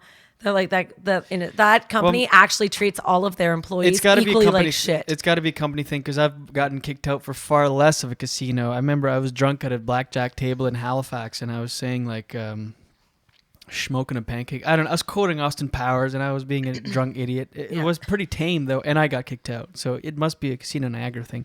Like, it must be, because I feel like I did that casino. I performed for it was the first time I've done a casino since that. And it was in Prince George, and the casino staff were so nice. Right. So it's definitely not every casino. It's definitely the OLG or Casino Niagara. They're definitely a bunch of dicks. So you like, you kind of forget about it, and then you get booked on a Yeah. weekend there months later. Yeah. You get the gig Which is sheet. normal. Yeah, which is normal. You get the gig sheet. You're And gonna. by the way, for the record, and I never like to say this, but I did kill for the rest of the weekend. Friday, Saturday, my shows went brilliant. Okay. So I'm like, okay, water under the bridge. Right. I'm letting you it forget go. about it. It's the first show of the weekend. You've already forgotten about it. Come Saturday, and when you're driving back to Toronto, Right. you don't even think If about it. I was a shit disturber, I would have said something right after that night, and but I didn't. I didn't really care. I was like, Right. oh well, it's a bad night. We all have bad nights as a comics. Oh, we do. And so a few months later, you get a gig sheet. And how soon before the gig do they yank it from you? They yank it about, I don't know, about a month before I was supposed to play it. Okay, so then you get an email. So I get the gig sheet, and then maybe only like a week later, after I get the gig sheet, I get pulled from the weekend. And they say, we don't want Christina back because of that night with her and Darren Frost and the unruly crowd. And I go, just to be clear, the night where I got heckled, show us your tits and show us your bush, and I said something afterwards. And then she goes, yeah. And then she's like, it sucks, eh? And I'm like, yeah, I guess that's what I get for standing up for myself. and you didn't even stand up for yourself, really. Barely stood up for myself. I just said, oh, just so you know. Yeah, right. Like, I barely stood up for myself, and I still got fired. Right. So, and then that's when it started out, like a Facebook status update. And then I wrote that blog. And then it was a good lesson in how the internet works, because the blog went super viral. And I didn't know that was going to happen. I was just trying to stand up for myself, which I rarely do. And so you write a blog about your experience and you post it on Facebook, and then it just goes Facebook and Twitter, crazy. and it got shared like thousands of times, and that's why XO Jane got me to write that article, just kind of explaining it to the American people. And then it was like in Laughspin, and Patton Oswalt retweeted the blog, and you know, a lot of comedians are just on the side of other comedians, where it's like, oh, it's just typical that sometimes comedy clubs take the side of the audience rather than the side of the comedian. Right. It's like, well, what are we here for then? And so you get a lot of success through that. I mean, like you get a lot of exposure. I get exposure through it, yeah.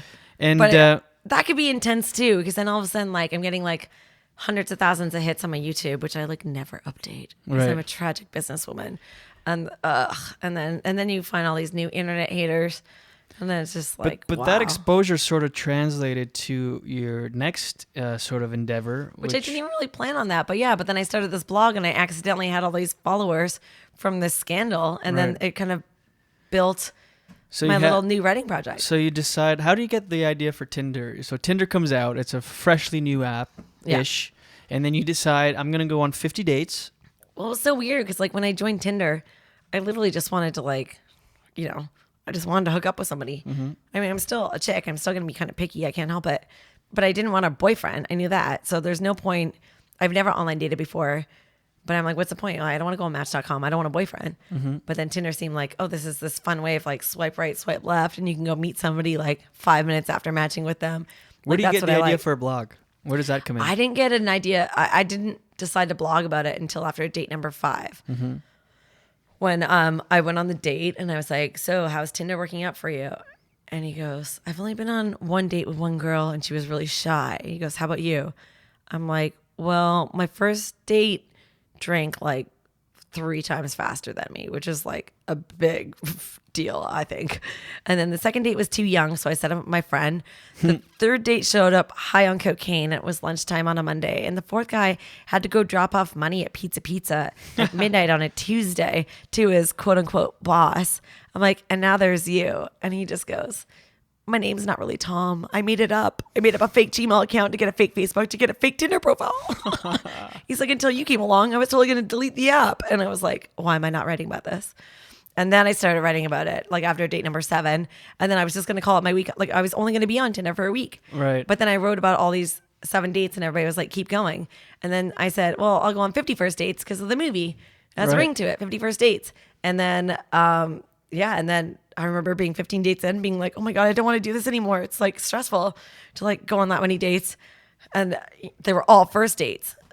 But I didn't care because I don't want a boyfriend. Are you ever scared at any point? Does anybody creep you the fuck out where you're like, maybe I shouldn't do this? It's kind of dangerous. Well, no, because I mean, I still kept it like real enough where I never went out with anybody creepy. Like I always went out with people that I honestly believed I would like.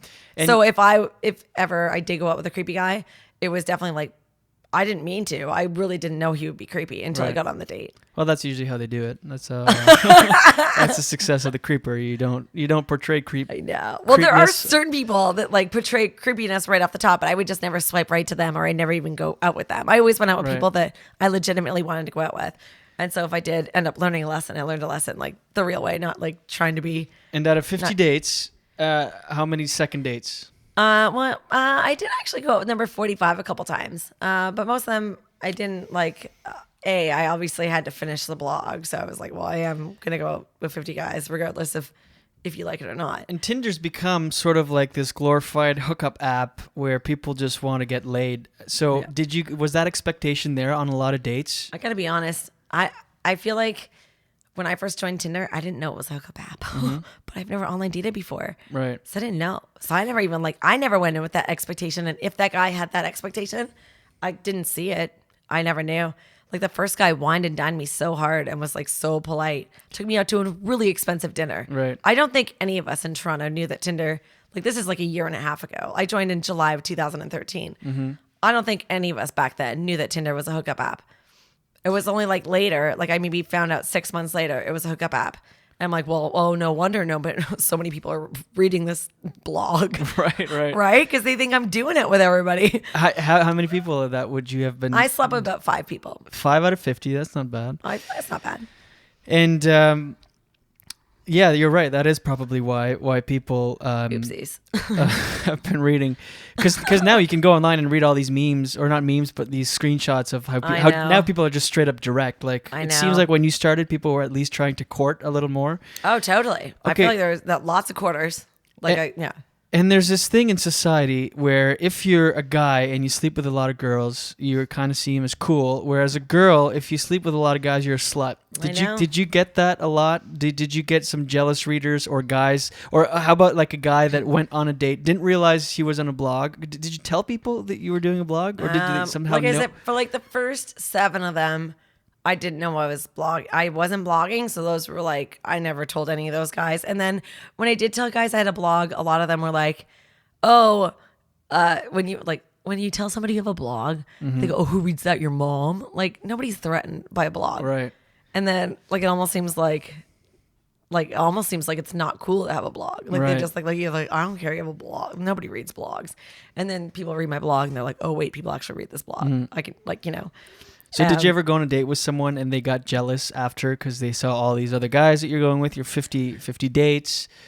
I had a few people that did get angry. I had some people that were complete opposite that loved their blog and they would like post it on their Facebook wall. And even it was some of the guys that like I literally did not tell that I had a blog. Like I remember this one and they went to say where you have your show, which is a great show, by the way. Every other Wednesday, the Julian Dion Comedy Hour live show. Come check it out.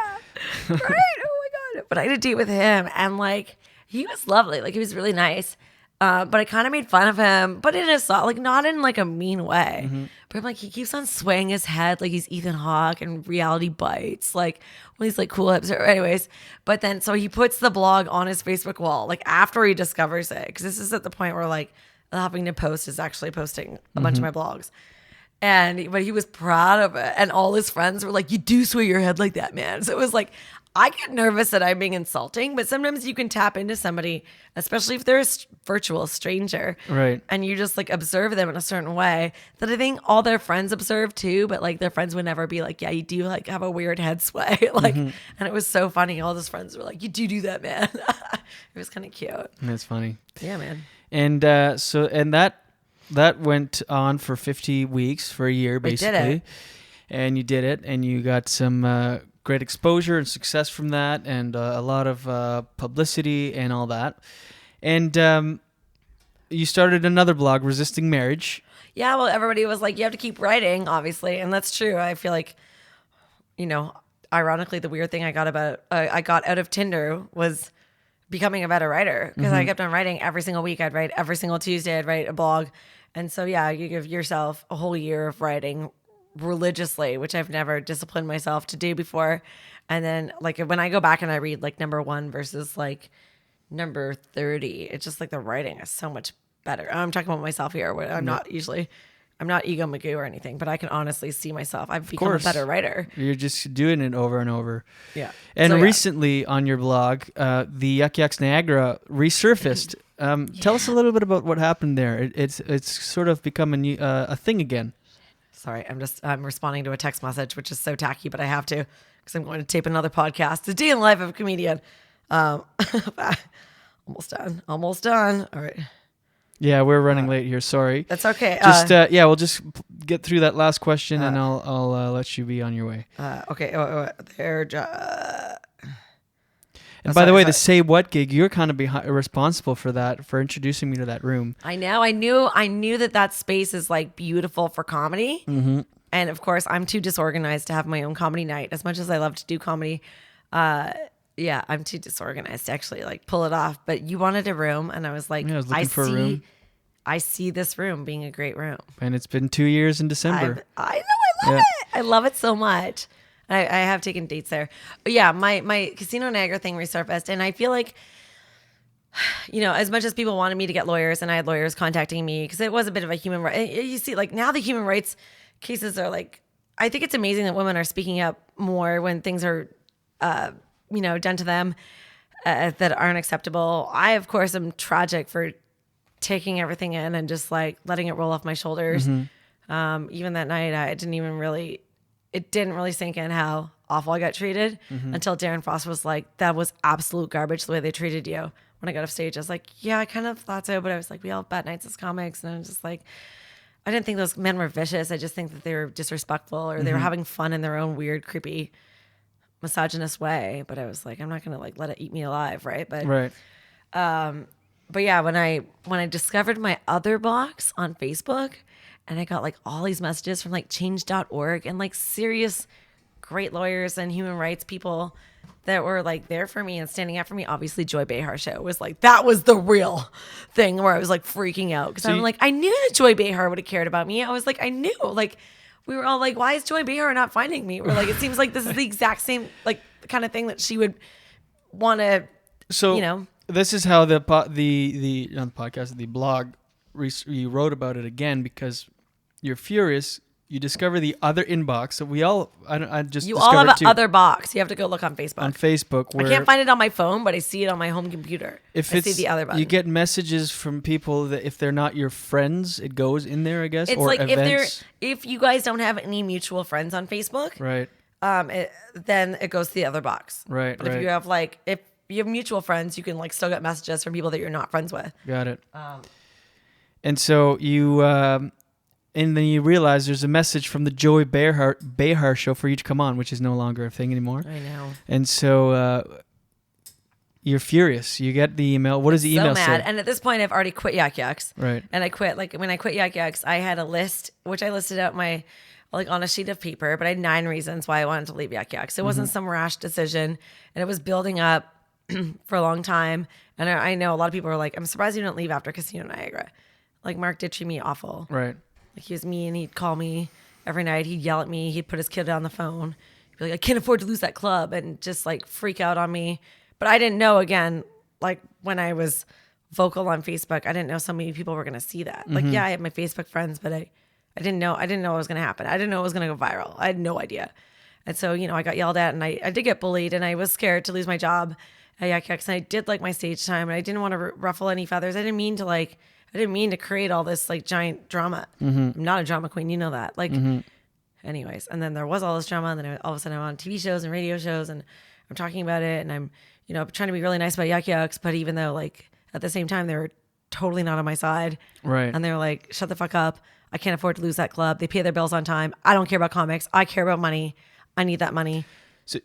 So you discover I discovered the other box, and then I see all these people that. And at this point, you're independent, so it's like, fuck it, I'm just gonna go now out I'm like, with this. well, you know what? I'm like, I have no reason, at least not, and I still don't even want to get like, even I still have lawyers that are like, Christina, but it's like it just seemed like a scary thing to like have a whole court case, and people, all of a sudden my character would probably just get like prosecuted.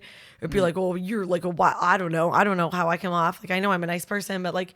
I'm a free spirit. I don't know. They probably find some way to like crucify me publicly. It'd be so embarrassing. Right. Even though I don't think that anybody deserves to be treated the way I was treated that night at Casino Niagara. But the whole law thing, and I also don't care about money. Right. That's obvious from working for Yak Yaks for this many years. But yeah, anyways, I still don't have like that lust to like sue anybody as much as everybody's like, sue a casino, Christina, you could buy a house. Right. But I think I just really proud of myself for finally like at least saying the truth, and standing up for myself is like a big deal because I'm not good at that. So at least I said, okay, well, this is how I really got treated back then, and that's how I acted. I tried to like just keep the peace, I was like, yeah, that happened. Keep peace, keep my job, and then all of a sudden. And so you got the upper hand by going public with a real story and how it was dealt with on that side. What I'll do is I'll put a link to that specific article, the resurface of that one, to your blog on facebook.com/JD Comedy Hour. I mean, I could talk to you forever. We could do a whole other podcast, and we will. But I got to let you go because you're way late. I have to go to another podcast. Go do another The Life podcast. of the Comedians. That's right. So thank you so much for doing this. I appreciate it. Julian, thanks for having me. Julian Dion is hilarious, by the way. I'd like to endorse this. And you have a great room at Say What every second Wednesday. And he's a terrific neighbor as well. Good neighbor. Awesome. Thanks a lot. All right. Thanks. And watch your head. Uh-oh.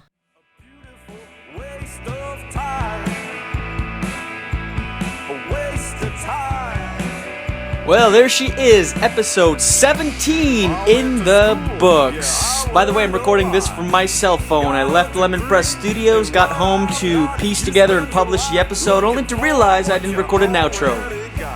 So here it is from my phone. Thanks to my guest, Christina Walkinshaw. That was a fun interview. Thanks to Jen Grant for bringing it, as always. For the Are You Mariah or Yoko segment, thanks to my producer, Adam Fox. Thanks to my sound engineer, Miles Lacroix. And as always, thank you. I appreciate it. Appreciate everything you do, which is predominantly listen. But just keep listening. New episodes coming at you every Tuesday and Friday.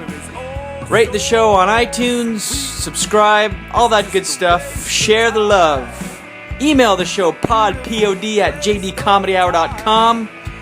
Facebook and Twitter at jdcomedy, or Instagram and Twitter rather, follow at jdcomedyhour. Okay.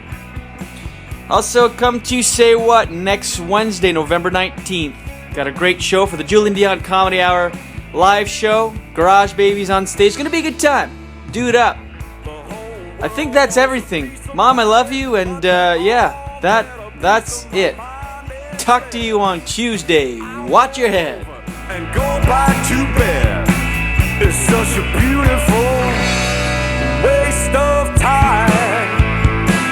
It's just a waste of time. A beautiful waste of time.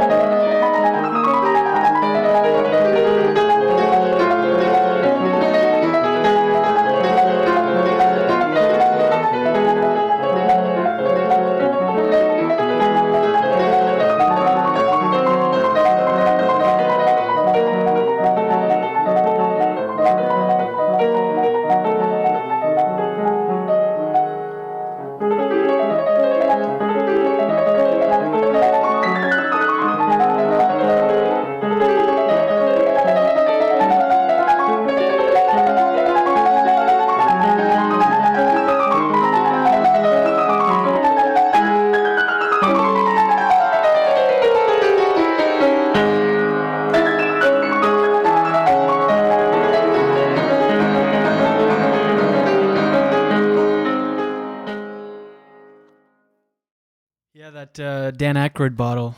He came to Moncton like 6 or 7 years ago when I was living there, and he was doing a promotional tour for the wine. It was and it was brilliant because what he did was a signing tour. He would go to LCBOs or NB liquor stores and sign bottles. And so he literally sold out of all his wine. That I don't think that's a thing anymore, Dan Aykroyd wine. I think it was just a brief. Oh, no. Is it still? Oh, it's still in the LCBO for sure. Oh, really? I don't know. I still shop there, unlike you.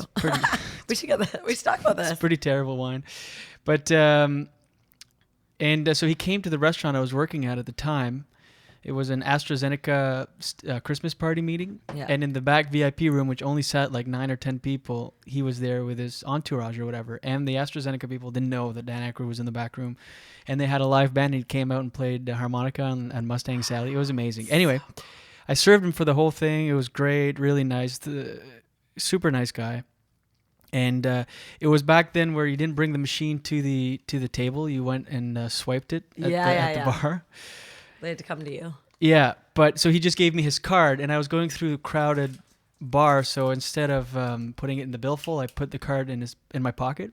Brought the bill back. He tipped and signed off, and they all left. And they're like gone for like an hour. I feel around my pocket. I have Dan Aykroyd's credit card, American Express, in my pocket. Oh my God! I'm like, fuck. So then I'm like, shit, how do I even get this to him? Like, what do I do? What do you tweet him? Be like, I have your credit card? This have is you already told? We should be taping this. This is a good story. Oh, we actually are. I taped it as soon as he walked in the door. So yeah. You're a smooth operator. We'll throw this in. But so anyway, he right away, like within an hour or two, someone from his entourage calls and they're like, okay, this is hilarious. He never does this. So can you come tomorrow for the signing at the liquor store and give him his credit card? I'm like, sure, no problem. It's at 11. Perfect. From 11 to 2, but be there at 11. So I give it to my manager at the time, who was a giant Coke head. I'm like, here, put this in the safe. and I'll be back in the morning because I didn't want to take it home. I felt too weird about taking Dan Aykroyd's credit card home. So I'm like, put it in the safe. I'll be back in the morning, and I have to bring it to him. He's like, no problem. Leaves. I come back in the morning, open the safe, no credit card. It's nowhere to be found. I'm like, fuck, I gave it to Luke. What the hell? So I know a cokehead in the restaurant business. What are the chances? So I'm like calling him, no answer. I'm like, does anyone know where this guy lives? Like, yeah. So they give me his address. I go to his place. At this point, it's like 5 to 11. I have to be at the liquor store in 5 minutes to give Dan Aykroyd his credit card back, and I don't have it. And so I'm knocking on this guy's door, and just so happened, nothing. So I find another door, go around the house. There's another door, and it's actually a door leading right to his bedroom, which is weird. He had like a door going directly outside from his bedroom. So I'm knocking. All of a sudden, he opens the door. He's sleeping, dark hole of an apartment and of a bedroom. I was like, yo, where's Dan Aykroyd's credit card? I need it. I have to bring it to him. He's like, oh, yeah, hold on. He goes and gets it, gives it to me. So then I show up at the liquor store, and there's like a lineup around the building to get in. So I go to walk in, and you know how there's 2 sets of doors in like a store or whatever? Yeah. Go through the first set, and then the second one is locked, and the security guard's like, sorry, it's the closed event. It's over capacity. I'm like, actually, I have Dan Aykroyd's credit card on me, so she didn't believe me. She had to see it. So as I'm taking out his credit card, someone from his entourage sees me, so they like wave me through. And this is like Moncton, small town, so there's like I know everyone, and like I know a lot of people that are in lineup. And so I skip the line, I go right to the thing, and he's sitting in a booth, and he's on his phone, and he's negotiating something for a private jet. He's like, I don't know how many people there are going to be. I have no clue. It's either going to be 6 or 8, but why the hell does that matter? And he's like going back and forth, and he's like, Tommy, are you going to have luggage with you? They need to know. I don't know why they need to know this shit. Meanwhile, the whole line is waiting, right?